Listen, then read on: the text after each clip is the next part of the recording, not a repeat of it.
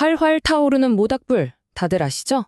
이 아주 보편적인 상징이요. 때로는 정말 강력한 하나의 이야기가 되기도 합니다. 자, 그래서 제가 질문 하나 드려볼게요. 모닥불을 딱 보면 어떤 느낌이 드세요? 아마 따스함? 아니면 다 같이 모여있는 사람들? 뭐 그런 모습이 생각나실 거예요. 근데 있잖아요. 한국 문학에서는 이 단순한 불꽃이 정말 대단한 역할을 하거든요. 마치 한 민족의 과거와 현재를 동시에 비추는 두 개의 거울 같다거나 할까요? 제목은 똑같은데 시대도 이야기도 완전히 다른 거죠. 오늘 우리가 살펴볼 게 바로 이 두 작품입니다. 하나는 1930년대 백석 시인의 모닥불이고요. 다른 하나는 그로부터 무려 60년 뒤에 나온 안도현 시인의 모닥불이에요. 이 두 불꽃이 대체 어떻게 다른 이야기를 품고 있는지 지금부터 한번 제대로 파헤쳐보겠습니다. 자, 먼저 1930년대, 그러니까 일제강점기 시절의 백석 시인으로 가보죠. 이 모닥불, 과연 무엇으로 불을 피우고 있을까요? 자, 시 리듬을 한번 따라가 볼게요. 이 불은요, 그냥 평범한 장작으로 피우는 게 아니에요. 먼저 달아 빠진 새끼줄, 그리고 또 낡아서 버려진 신발 밑창도 던져 넣고요.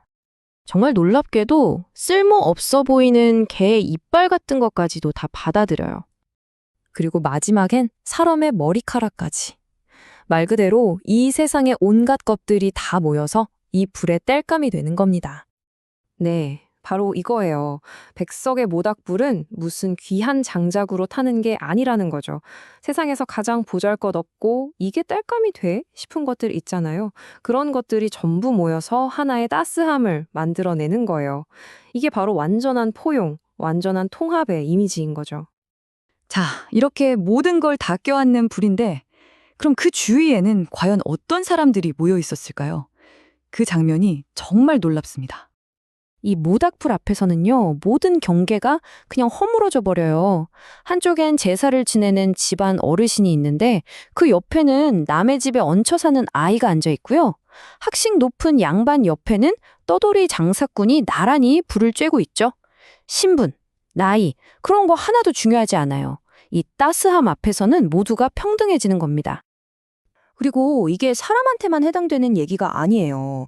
심지어 큰 개랑 강아지까지도 모두가 이 공동체의 한 식구로 함께하고 있거든요. 이게 바로 백석 시인이 꿈꿨던 모든 존재가 차별 없이 어우러지는 그런 이상적인 공동체의 모습인 거죠. 그런데 말이죠. 이렇게 따뜻하고 평화로워 보이는 풍경 뒤에는 아주 깊고 어두운 슬픔의 그림자가 숨어 있습니다. 시의 분위기가 이 한 구절에서 완전히 바뀝니다. 모닥불에는 우리 할아버지의 슬픈 역사가 있다. 갑자기 개인의 이야기가 툭 튀어나오면서 이 불꽃의 의미가 훨씬 더 깊어지기 시작하는 거죠. 여기서 정말 중요한 단어가 하나 등장해요. 바로 몸뚱바리라는 단어인데요. 이 단어에는 참 아픈 뜻이 두 가지나 담겨 있어요. 하나는 부모를 잃고 정말 몸뚱이 하나만 남은 아이, 즉 고아라는 뜻이고요. 다른 하나는 불에 데었거나 해서 몸이 온전치 못한 사람을 가리키기도 해요. 어느 쪽으로 해석하던 엄청난 고통과 상실의 흔적이 담긴 단어죠. 근데 여기서 정말 기가 막힌 지점이 뭐냐면요. 시인이 나의 할아버지가 아니라 우리 할아버지라고 했다는 거예요. 그리고 한 개인의 아픔을 그냥 사연이 아니라 역사라고 불렀죠. 이게 뭘 의미하겠어요? 개인의 이야기가 바로 우리 모두의 이야기가 되는 순간입니다. 부모 잃은 고아 신세가 나라 잃고 주권을 빼앗긴 당시 우리 민족 전체의 비극적인 처지를 상징하게 되는 거죠. 자, 이제 시간을 60년 후로 확 점프해 보겠습니다. 1990년대. 엄청난 산업화를 겪은 한국에서 모닥불이라는 상징은 과연 어떻게 다시 태어났을까요? 안도현 시인의 불꽃을 한번 만나보시죠. 이 장면이 정말 모든 걸 보여주죠. 백석의 모닥불이 그 정겨운 시골 마을에서 피어올랐다면요. 안도현의 모닥불은 차가운 도시의 가장 후미진 곳에서 타올라요. 예를 들면 지하철 공사장이나 밤새 농성하는 사람들 곁, 심지어는 쓰레기 하치장에서 말이죠. 그럼 이 현대의 모닥불은 누구를 위해 타오르는 걸까요? 바로 파업 중인 공장 노동자들, 양말에 구멍이 뻥 뚫린 가난한 아이, 그리고 푸른 새벽에 첫 차를 기다리는 고단한 사람들, 바로 이런 분들을 위해 타오르고 있는 거예요. 그러니까 사회의 중심이 아니라 변두리로 밀려난 사람들의 곁을 지키는 불인 셈이죠. 바로 여기에서 결정적인 차이가 드러나는 겁니다. 안도연의 모닥불은요, 아, 옛날이 좋았지 하면서 과거를 그리워하는 그런 불이 아니에요.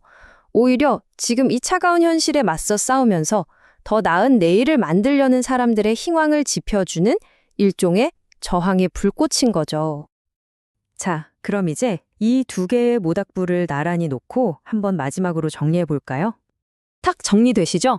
백석의 모닥불은 식민지 시대의 아픔 속에서 우리가 잃어버린 공동체를 그리워하면서 과거를 돌아보는 불이에요. 반면에 안도연의 모닥불은 현대사회에서 소외된 사람들 곁에서 미래를 향한 희망을 이야기하죠. 그러니까 하나는 기억의 불, 다른 하나는 행동의 불이라고 할 수 있겠네요. 결국 가장 중요한 핵심은 바로 이겁니다. 모닥불이라는 똑같은 상징을 가지고도 시대가 바뀌니까 공동체가 무엇인지에 대해 완전히 다른 두 가지 이야기를 들려줄 수 있다는 것. 이게 포인트예요. 결국 하나의 불은 우리에게 묻는 거죠. 우리가 과거로부터 잃어버린 건 무엇인가? 그리고 다른 불은 이렇게 묻습니다. 오늘 당신들은 누구를 이 추위 속에 그냥 내버려 두고 있는가?